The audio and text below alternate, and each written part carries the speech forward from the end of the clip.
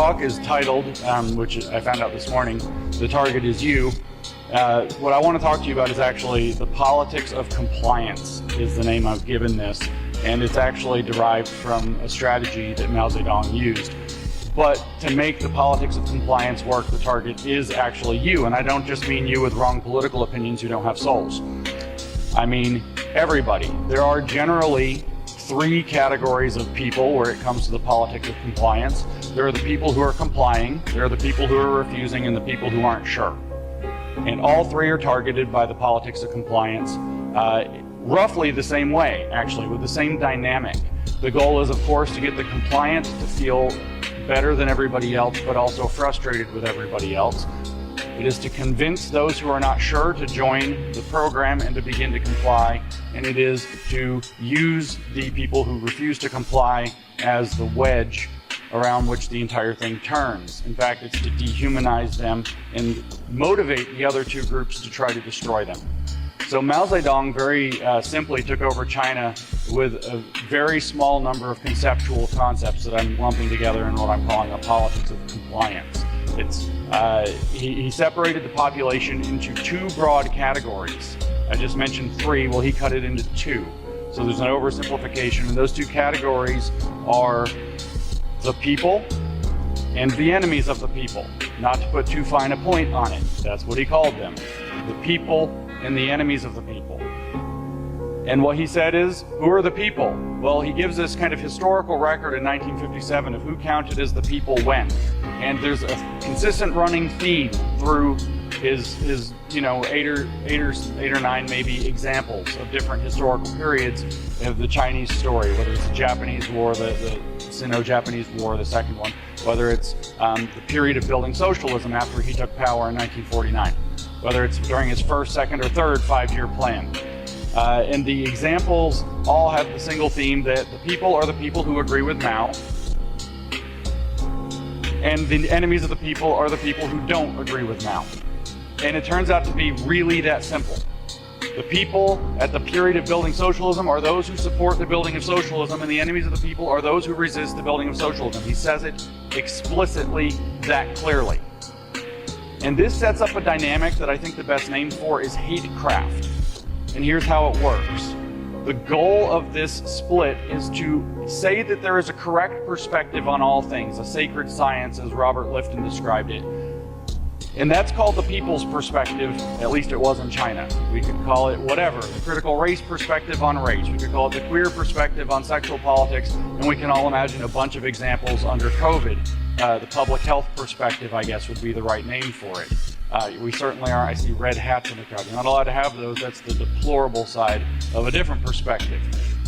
But this is the general idea. There are the people who do the right thing, there are people who do the wrong thing, and the goal is to bring people into the people's perspective, which is also called agreeing with the tyranny.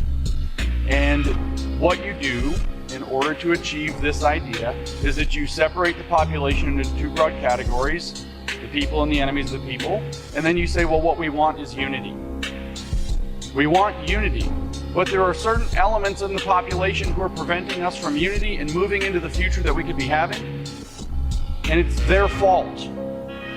The people want to move forward, and the enemies of the people are stopping them. The people want to open their businesses and go back about their lives, but the people who won't wear masks or take a shot or socially distance or close down their lives or whatever else in the COVID department are stopping them. We want to open the country back up, but we can't because there's anti-vaxxers. They are the problem, and that is hatecraft. That is teaching the compliant to hate the people who are holding them back. We did what we were supposed to do. We complied. We did not get our freedom back. We took risks with our lives. We did not get our freedom back, and it's their fault. That's the essence of the politics of compliance. Mao called this formula unity, criticism, unity. He said we'll start with a desire for unity, and just parenthetically I'll mention the best way to create a desire for unity is to create a contentious, fractious, polarized situation where there's tremendous disunity. You start with a desire for unity. He says we then criticize and struggle, referring to his torture sessions that are called struggle sessions.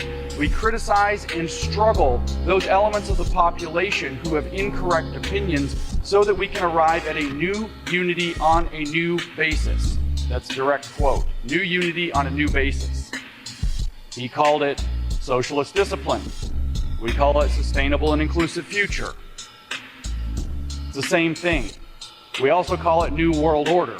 In other words, we can have unity, which everybody now wants, if and only if we all start to agree on how we're all going to live, which just so happens to be dictated by the tyrants. And everybody who isn't going along is holding us back. The larger the proportion of people that you can get to comply, the more powerful the hate crime. Because they, like I said, put their lives on the line, they did things they probably didn't want to do, they willingly gave away, I should say, their freedoms. Willingly gave away their freedoms, and other people didn't, and those people are selfish. Those people are bourgeois.